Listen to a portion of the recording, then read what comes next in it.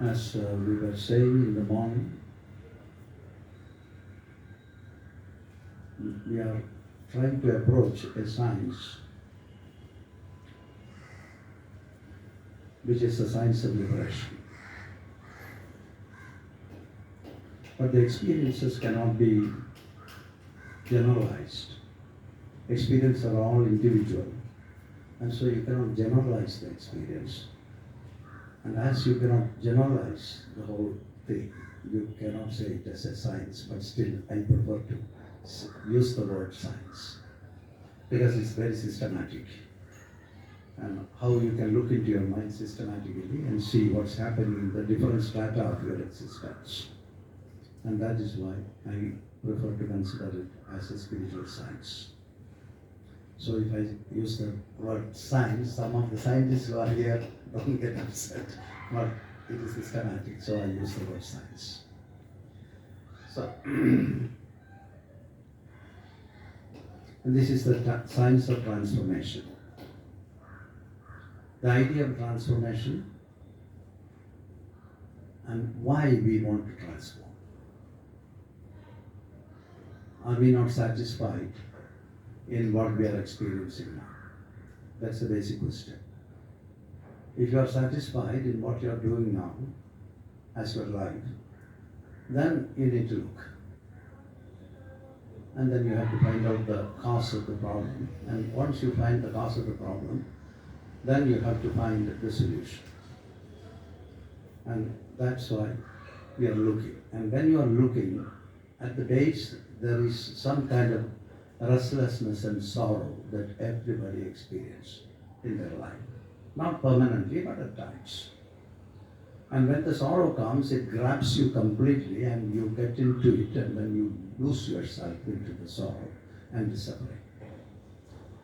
And so the spiritual sciences have all evolved on that basis to eradicate the basic suffering of human beings.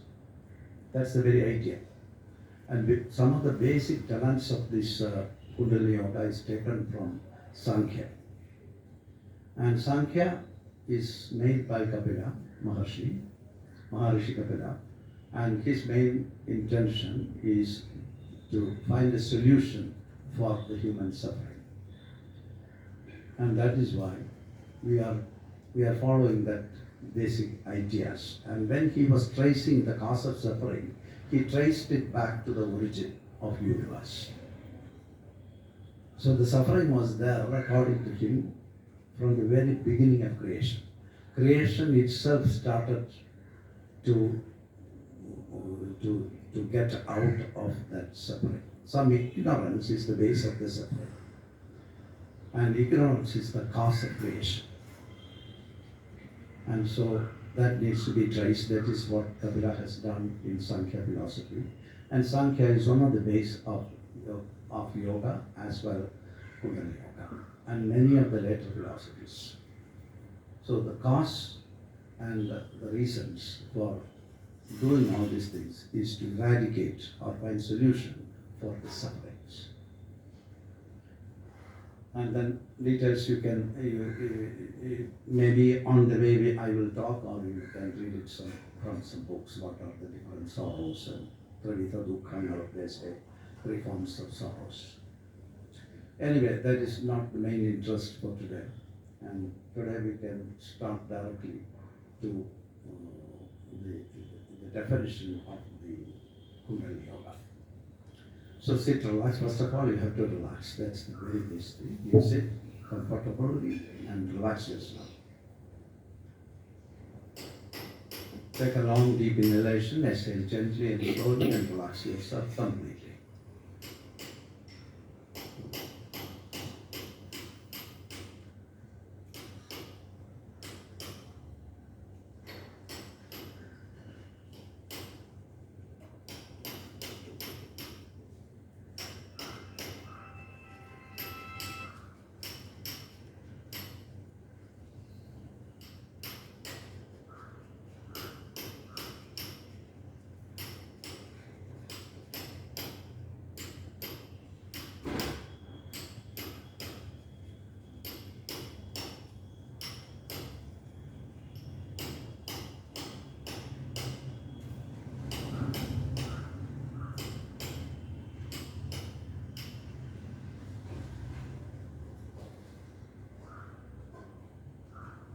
First of all, surrender to the progenitors.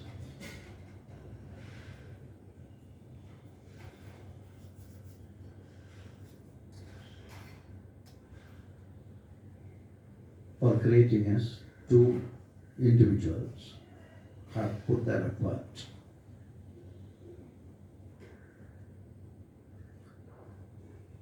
As a reward for that effort they have put in, there must be experience of pleasure for them.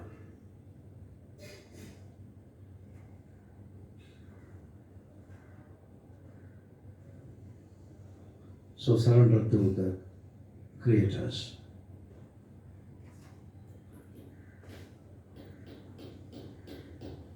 The creator of us, basically the mother.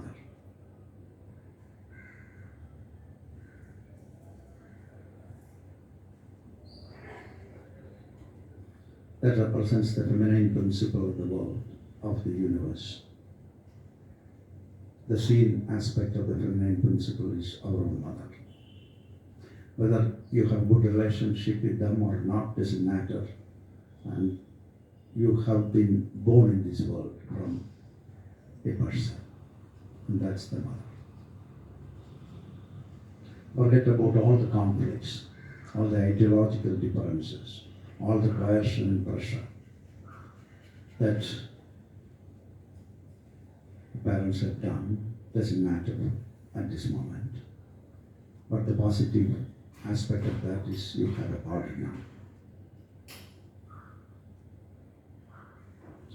With this body, you are sitting here to look into the science of freedom. Yoga means freedom.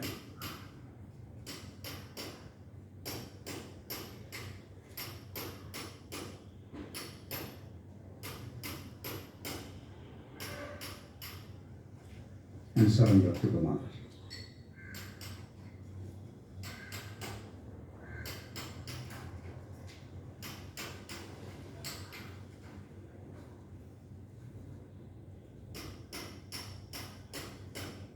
And then the Father represents the consciousness itself.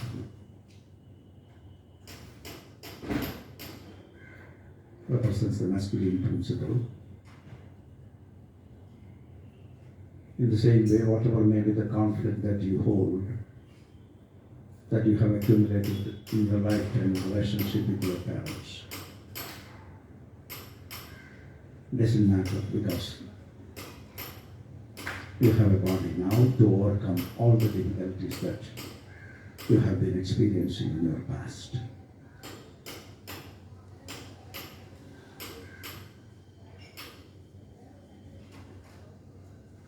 So as the Father has given the possibility to transform, and we are at the work of that transformation, we salute and prostrate and surrender to the Father who represents the masculine principle that has involved in the creation of the universe.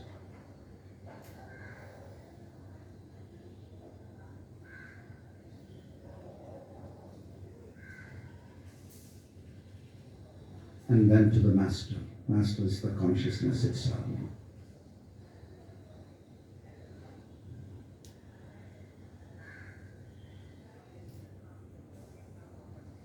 Master is the all-knowing consciousness.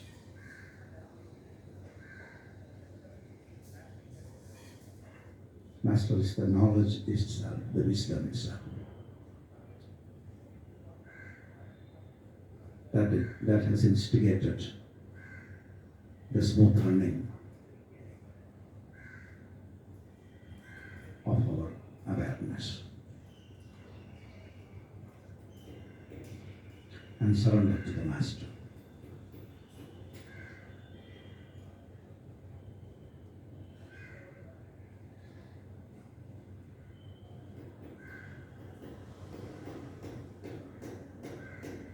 Then ultimately to the consciousness itself, the absolute consciousness.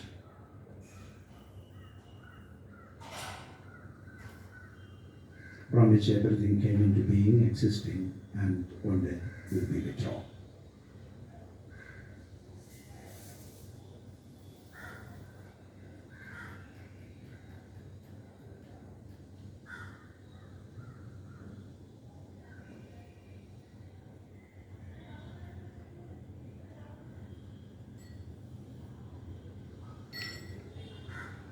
And also pray before your ego not to create obstructions on your way.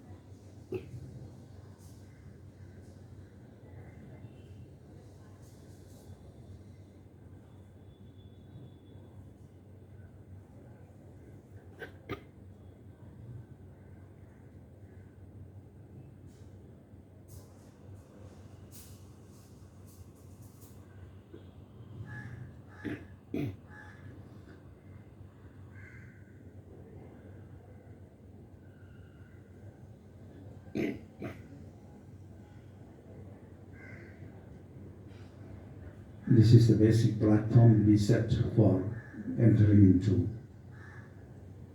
the process of study.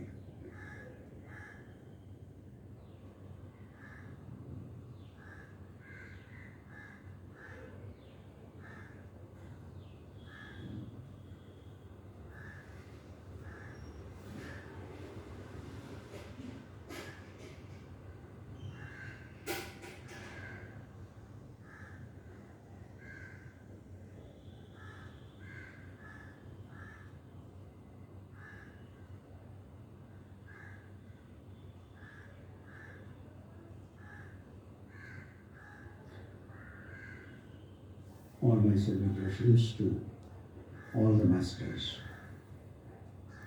irrespective of religions.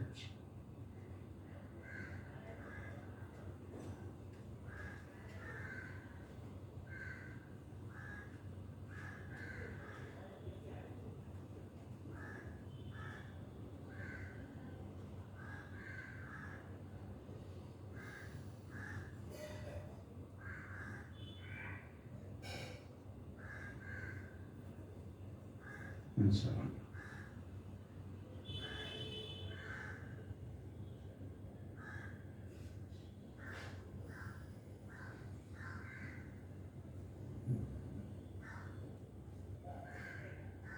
Let us look into Kundalini Yoga.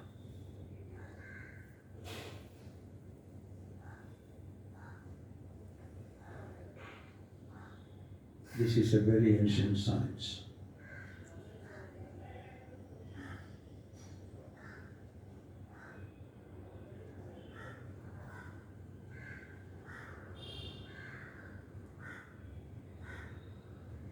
And it has elements from the Shaktaya tradition, Shaiva tradition, Vaishnava tradition, Sankhya philosophy, Yoga philosophy, and even the philosophies which were proposed by masters in recent times, the times of Shankara.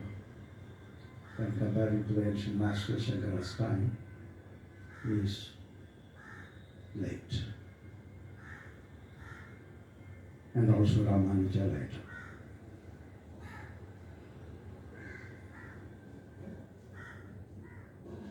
Then all the masters who has been exploring all these different traditions. And they synthesized this subject of Kundalini Yoga with the aim of transforming the inner psyche of human beings so that they can eradicate their sorrow and suffering.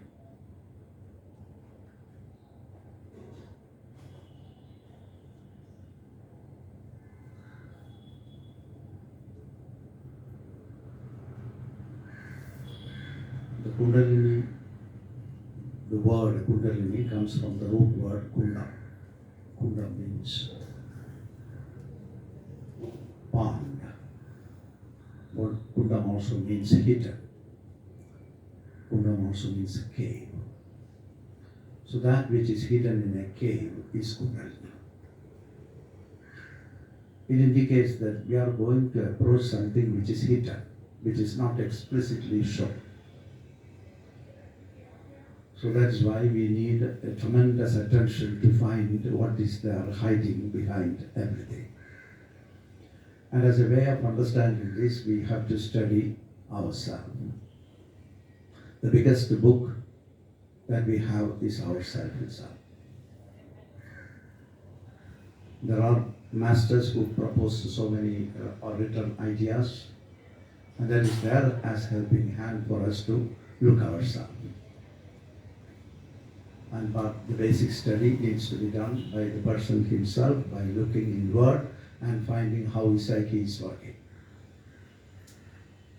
And that's why when you are looking there, you can see how your mind is working in different strata of your mind. And this is very important to know. Otherwise, we can read books, we can understand all these things, but we will not be able to locate where you are staying and how you can get out of your trouble if you have a trouble, and how you can master yourself. Mastering oneself is the base idea. And we have been motivated by things outside. And then what happens? We were driven by the things outside. And in this process, we at times forget ourselves. And when that becomes a habit for us, then we will not get back into ourselves at all. We will be driven by external factors. And driven by the mind. Mind is part of the external world. It comes from the external world. Why I say it is part of the external world is because we are receiving information from the external world, continuously receiving information through the five sense organs in the form of sensations, and it goes into the mind. In the mind it does the analytical program. Through the analytical program we get all the input there, and from the input we try to discriminate and make judgments with the faculty of intellect. And then you synthesize your knowledge, and you feel this knowledge is a tremendous knowledge, maybe yes, and you keep it in the memory, and everything is stored in the memory. Your thoughts are coming from that memory. And when the thoughts are coming, you have a chance to see what is happening in your mind. So when you look into your thoughts, you can see at different strata we are working in different ways. And in Kundalini Yoga, we are really studying this. Strata by strata we are studying. And understanding who I am. Who am I? And that is so important to do. Otherwise, we will not be able to know who I am. You may be knowing a lot of stuff, but you may not know who you are. When you don't know who you are, then you do something here. Nothing substantial happens inside you. The instrument with which you are knowing is playing this game all the time. And so unless we understand the mind, suffering, it cannot leave you. It stays with you. That is why masters were proposing all the different schemes of philosophies and spiritual paths with this idea of understanding yourself and get out of the trouble of your living. That is the very idea.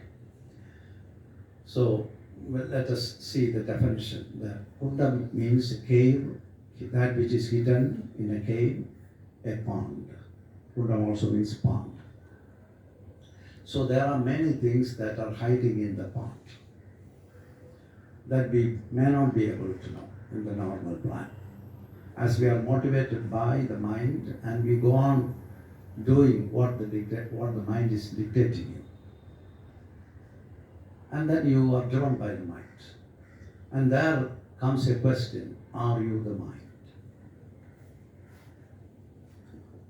If you are the mind, yes, you agree with what the mind is saying. No doubt. Because he is the king, he is asking you, and you do. But is he the king? Is he the one who is the controller of everything? Or is a pretentious position that is dictating you to do certain things? When you look, you understand that it is a false I that is working in collaboration with your mind. And if you are following that pretentious I, which is a false one, which is not existing permanently, then you are driven by something which is not the original one who holds the knowledge. That is the difficulty. So that is why this kind of an introspection is very essential. It's not that you learn some yoga from the books or from some masters. It is very important they instigate you to look into yourself, to find the different positions in your system, and then in each different positions what you are doing. Unless you look very specifically, you will not see all these things.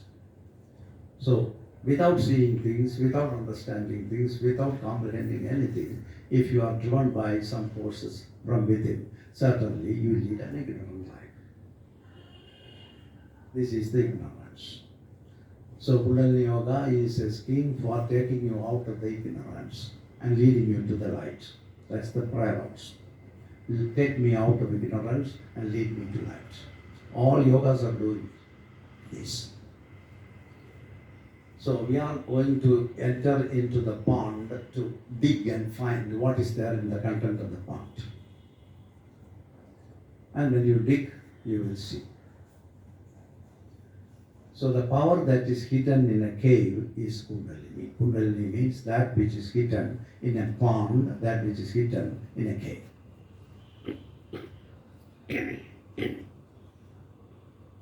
There is a power which is working inside our system. And great masters like Vivekananda, in his prayer he says about the consciousness that Thou art Kali, Durga, Adishakti, Rajeshwari, Tripura Sundari, Mahasaraswati, Mahalakshmi. Thou hast put on all these names and forms. Thou hast manifested as electricity, magnetism, cohesion, gravitation, and thou art Kundalini. I surrender before you. So it is everything. Everything. If there is an operation of a force, that is Kundalini itself. And when you are looking at the matter, you can see the matter is solid, it's not moving, it is static. Somebody has to move it if you have to move some matter to displace it. But the matter itself is in incessant movement. The matter is composed of particles, and the subatomic particles, and even the atom itself is in incessant movement. There is energy inside, which is moving. And it is maybe not a particle, it's a wave. Wave is something which is moving all the time. And according to how you are approaching it, and it goes on changing. This is how it is working. So there is a relationship between you, your mind, and the basic particle of existence. That when you start to study the behavior of an atom, as you are becoming an observer of that thing, it changes its movement. Nowadays we read it in quantum physics. So there is movement which is there, and if the movement is conscious, it is driven by consciousness. By knowledge, it is pushing how to move.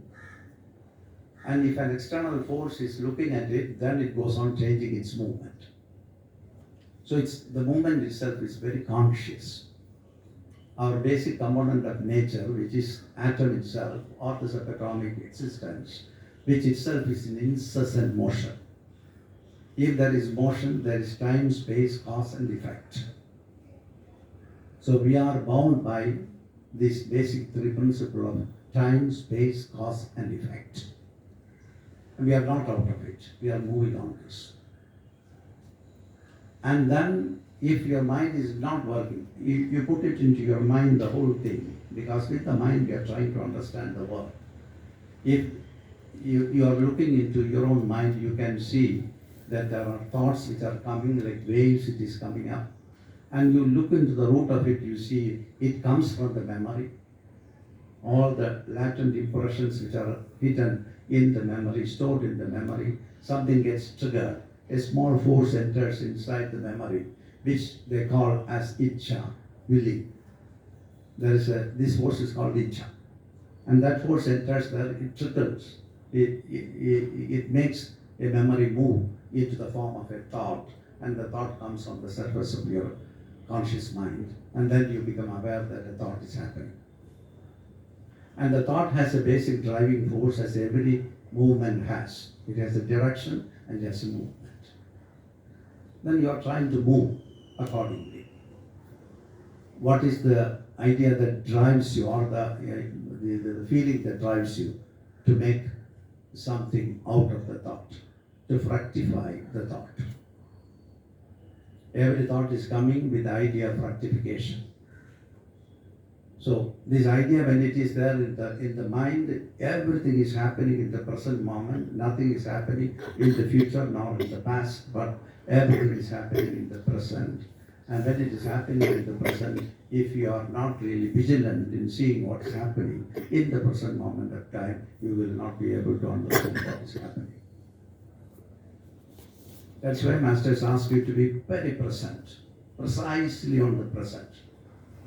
And the present is so subtle that, like, the minimum time in the Indian tradition is you put 1,000 lotus petals, and with a needle you just punch it. The time taken to move from one petal to another is called alpakala, the minimum time.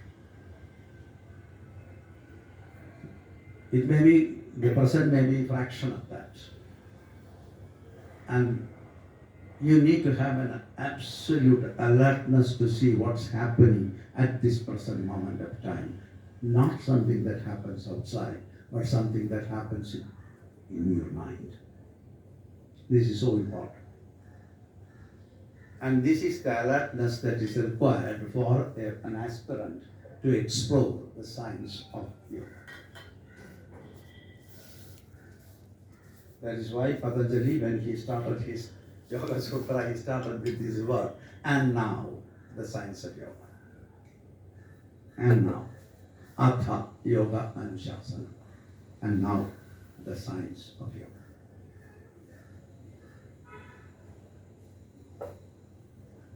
So it indicates we need to have an absolute alertness to watch ourselves if you wanted to understand something which is happening at this moment. Because mind is in a flux all the time. It is jumping back into the past and projecting forward into the future. And in between we skip the moment, which is the present. If you are not living the present, you will not understand anything. But we feel that we have understood something. We feel that I understood something.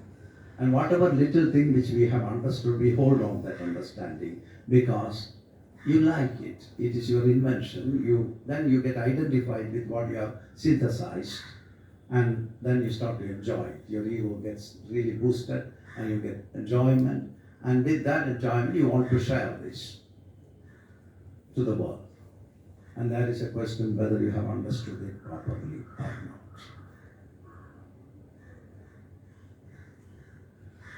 It's a very basic question. Maybe not. But whatever you understood, because you are a social being, you are not an isolated being, you are part of the whole, so thereby you have the inspiration to share it with someone. And they can refine it. Your knowledge could be refined by others. So knowledge doesn't belong to anybody. It is a big continuum, and in the continuum we are all existing as small beings. And then we are existing in the continuum of knowledge. This is our existence. We are existing on knowledge. Then there are deeper questions we will discuss later. Just as an introduction, I am saying all these things. Where we are aiming at, what is the significance of this knowledge, and how we can gain the knowledge. And we can approach knowledge only by being in the present, means you need to have an incredible focus to see what is happening, not outside but inside. Then you understand the process that is going on inside. And when you are looking like that intensely in every moment of your existence, that's so difficult, but at the time you understand what your mind is doing. There are many things which are hidden in the pond of your mind. Why it becomes hidden? Because there are certain things which we don't want to see. There are certain things we want to protect. There are certain things we want to see. So there are many things. If there is an element of conflict that is associated with the content which is there in your memory, certainly you don't want to see it. Unless you see it, you will not understand what's going on in the mind. So when you are starting this process, you are triggering your mind that the thoughts will pop up and it will start to show things. And if some conflicts are shown, certainly the question is whether you are able to hold that conflict.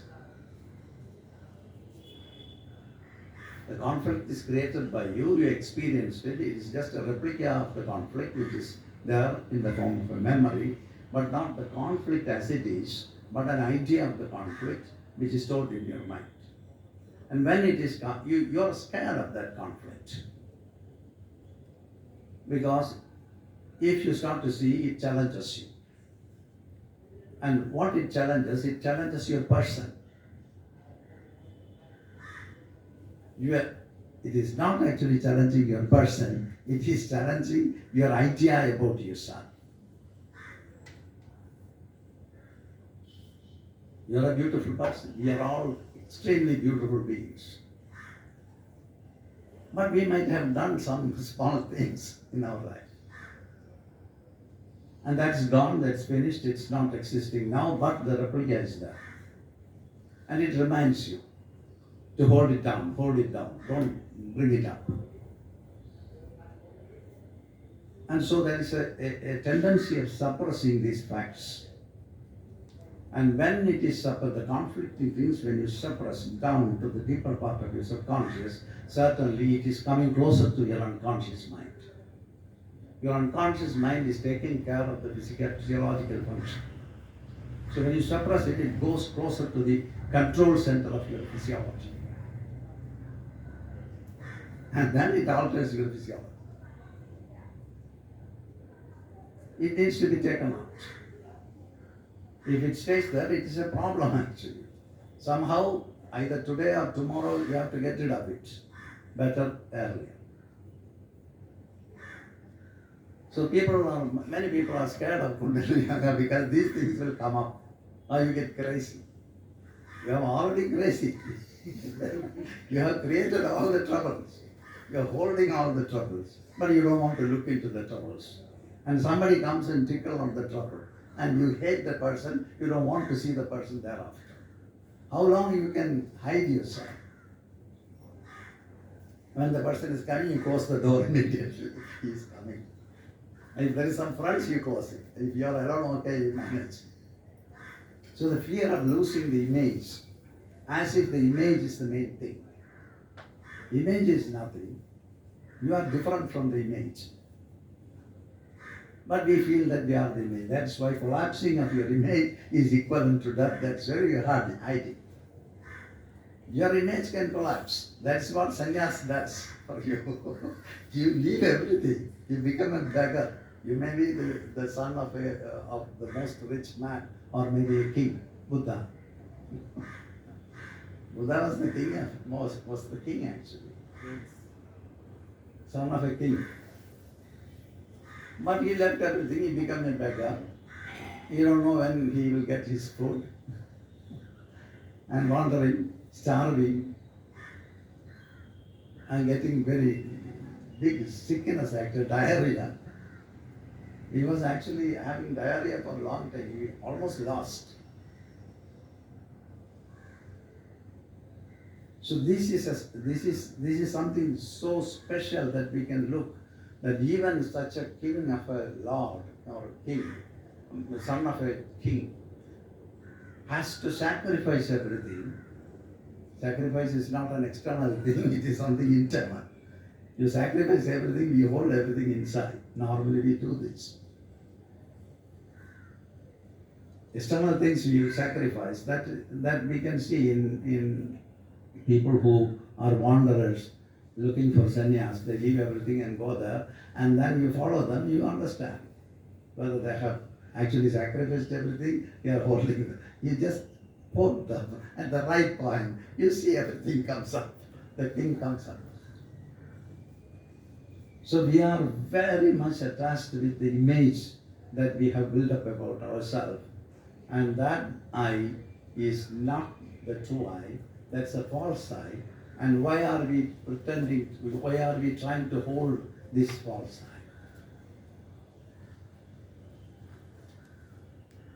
I? Ah, you're sitting on a big chair. I know you. I have seen you coming out of the bar. You check. This is not you. You have the freedom. You have all the freedom to keep your sanity. You have all the freedom to keep your calmness. You have all the freedom to look into yourself. Nobody will prevent. But we won't do it. Because of the social conditioning, we have been conditioned in this way that we don't know what we are doing. So when we are approaching the science of yoga, like especially Kundalini, you become a new unmasking. You cannot have any veins around you. You have to unmask yourself and expose not to others but to yourself. This is a problem. We won't unmask to the society. That's okay. But we won't unmask to ourselves. We go on shifting, but not directly unmasking. This is very important. If you wanted to know yourself, who you are, really who you are, you have to unmask, to take away all the veils, and then finally you could see that you are that pure consciousness which is absolute love. Because it has the tremendous feeling of oneness within itself. You don't have to have a personality of yourself. It is there. But we are trying to create this big halo around us. Halo is something that will be there. But you don't need to create that halo. You don't need to create and generate something which is not you. When you go into the core of the spirituality, you come there. So this is a method to actually unveil yourself in the different strata of your existence. And on the way you find all the ponds or the caves where we are hiding things. This is very important. And this is the key point. That's why, as an introduction, I am saying this key point. Unless we have this kind of a commitment, it's very difficult to get into ourselves. Readiness to observe, to understand. For yourself, not for the world. Everything will be taken back from the content of your consciousness, which is your memory, and from there you take it up, and it will come. You're not going to dig and take. You do something, it surfaces. And when it surfaces, you need to be the observer of what is surfacing. And then you understand. Then don't mask it with some other story. And we go on masking with stories. These stories won't help you. You are unknowingly veiling it with some other thing to pretend that you are somebody great. You are otherwise great. If you do this, you are not great. That's the problem. Pretending that you are great, you are doing ugly stuff. Well, covering, holding, hiding. So this is the readiness that we need to have. Unless we have that readiness, we are living we want to live an ignorant life. And that you need to keep as a basic standard for entering into the science of introspection.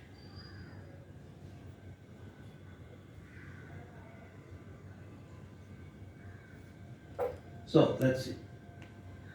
So the meaning of the term Kundalini is that which is hidden in a cave, that which is hidden in a pond, that which is hidden. The pond is your own mind. It is like a big well. It is considered as a well because it is so deep. From memories from the first day of your inception, in the womb of the mother, till today is there as memory. And then there are schools that believe that there are continuation from the past, previous birth.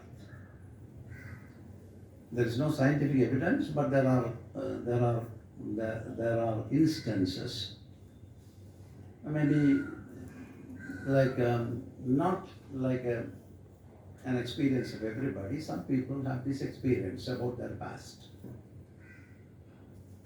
And take it for granted that it may be right, but you don't know now. But you wanted to explore for yourself whether there is a past life which was there for you. Otherwise, it will remain as part of a belief system. I wanted to know my past. You go on digging into your past, you will understand. Otherwise, it is written in the book. You have so many lives, and you have to have so many lives more. And that, I feel, is an escaping idea. Because you don't need to do anything. You will have thousands and thousands of lives. Take it easy. Don't worry. You'll come back again. So you don't need to hurry about anything. You come back, and you do it. You like it, and so you come back. There's no problem for that. So that is actually a good idea. It solaces you. It may be not an idea, it may be a fact, but you have to check that first for yourself. I cannot disprove it. There is no life after. Maybe it is there. Maybe it is not there. So you take it accordingly, you explore, you understand, and then you will understand that I lived millions of lives. Maybe in different forms. Not maybe in human form. That is all written by masters. Mutayayum, Guruvayum, Pakshiyayum, Mrigamayum, Leksham Janmangal Kadinyal. Like a small, like egg and small organisms. And you had been like small organisms, and finally you became a human. And in the human nature, you have not fulfilled because of the veiling and of the hiding, not ready to look what is going on in you, and that is the reason why you continue. If there are more lives, that you have to explore. And then, if there is a possibility, this is what I have feel. If there is a possibility now, you have a possibility now. The possibility is, graciously your parents have given you a body. With this body, you can do everything. But in the content of the body, in your mind, there are certain impressions. Maybe impressions from the past, or maybe impressions that you have accumulated in this life, it is there in the memory. And all those thoughts which are coming in your mind is coming only from memory and not from anywhere else. You can underline it and explore. There is no other place from where your thought can come. You look when a thought is coming from where. It's only from your memory. So memory is the cause of continuation in this way. It pushes you into thought form, and the thought pushes you into action, and through the action you can fulfill, and if you are not focused on your action, you will not fulfill it because you are not there with action. If you are not with action, you are not fulfilling. So you integrate with the action completely for the sake of fulfilling it and not for gaining anything out of it. And this is not what we do. We are doing something for getting something. You call Krishna for saving you. You simply call Krishna without asking him to protect you or save you. Then you are doing something incredible. Any rare people only do, and Krishna will protect. For sure, it is embedded in the idea of protection. But usually it is not. We never focus on what we are doing. Always looking for the result. That's why in Gita it is said that do your action without expecting whatsoever of your action. And we quote this passage continuously, but we never do it. If you focus on an action without expecting the fruit of what you are doing, certainly you become the action and not the result of the action. You become the action will be a fulfilling action. Then you don't need to do it again. You know what it is. So this kind of a mindset needs to be developed that is based on focusing. And if you have that focus, certainly, and surrender the mind and energy to do that, certainly you can fulfill yourself in this life itself. Maybe a lot. If there are more lives we have spent our life, and then we have some content now, we commit ourselves, maybe not enough time. I'm 77 years old, but maybe not much time, so I don't think that I have accumulated quite a lot. Most of the things which I felt with suffering I have undergone, and I almost done. And that possibility is there. And so that you need to have a tremendous focus to see what is there surfacing from the content of your mind in the form of a thought. And when you look at the thought, you can see what is the force that is driving that thought. I will quickly say some little content of, in a very small way, how the chakra is working.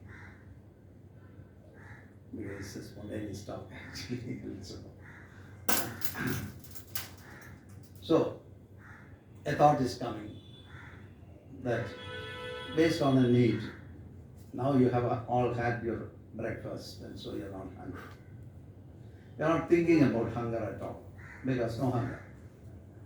And then after maybe 1 o'clock, if I don't leave you, I want you to be here to listen to me until 3 o'clock. Then after some time you will start to think, oh, what crazy man he is, just it is time for him. He said 1 o'clock, now he's holding you. You have all the right to go. Why are you staying there? Because being a student, in the format of a student, certain things needs to be observed, discipline. Okay, so I suffer and I stay. But the hunger is a fact. It is growing in your belly and you are really getting eaten up in your belly. And you get little dizzy, your eyes get reflected, and pain on the stomach, but he is not talking. He is not stopping. What to do? And then you look into your mind, you see all those things which are associated with your hunger and the anxiety. And then you think, oh, food may be not available in the hotel now. 3 o'clock, Oon is gone. The rice that you get for the lunch we call as Oon. Oon is finished. So what can you do? And before finishing, I should go there for my food. This Swami is not leaving me. So questions after questions are coming. Maybe you decide that tomorrow I am not going to come there. Even with spirituality, I don't want to come there. I want to eat my food. And by the time somebody is talking something outside, that I had a really fantastic food from Muscat Water. Oh.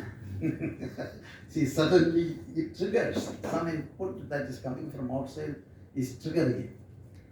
And then your thought is really goes on working around the food. And then soon you become little insecure.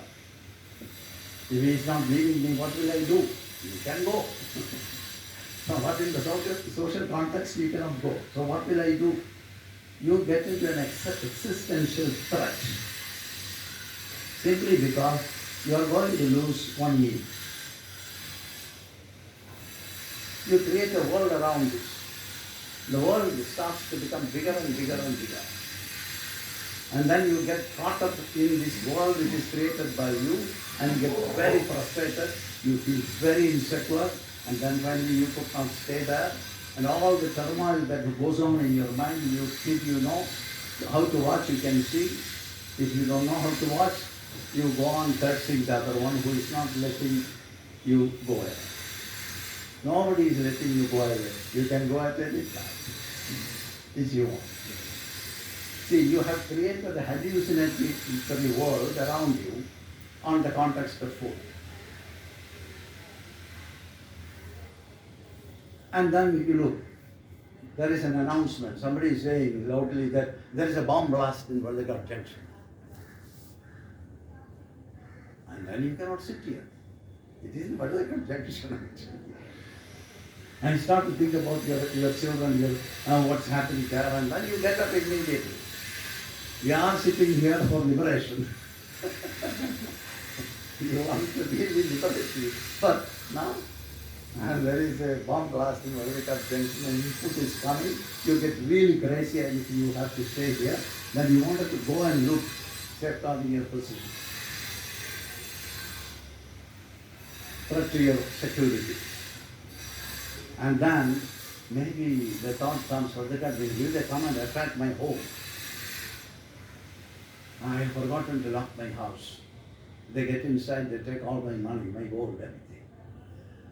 And goes on creating a world around it, and then finally you become so restless and you go there, and then when you are there anxious, very upset, and then you understand that that's a false idea, somebody just is spreading. Maybe it is an actual thing also. See, up till that time, from the moment you got the information till that moment, then you are not yourself. You are completely in an altered state. You have not seen that you are in an altered state. You get caught up in the altered state, and then the reality became different for you at that time. That you are hallucinated totally, and you are mad at the time. You are not the person anymore. As you are running towards the home to check whether the house is locked or not, somebody is saying, "Hello, how are you? I have not seen you so many years. When did you come?" And then what will happen at that time? We see.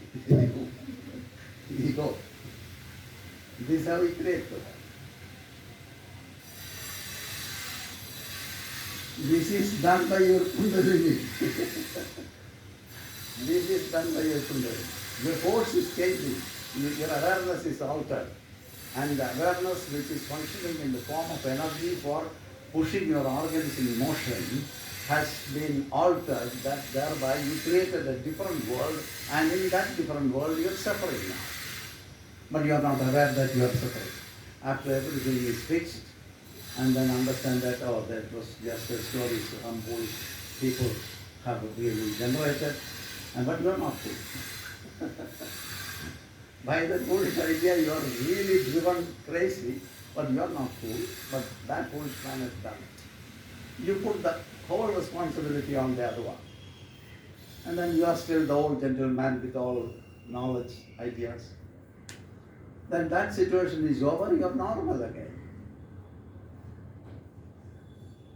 This is what happens in your base chakra.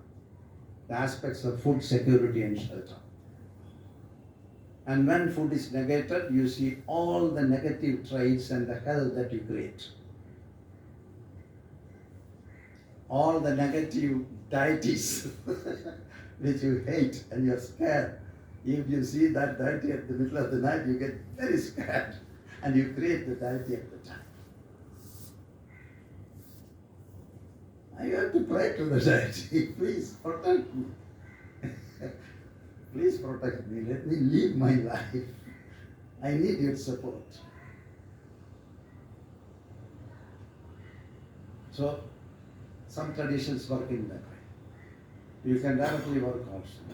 But this Kundalini yoga is a yoga which is an integrated yoga having content from all the existing systems at the time of original Kundalini. That's the significance of this yoga. This is an amazing system to study yourself.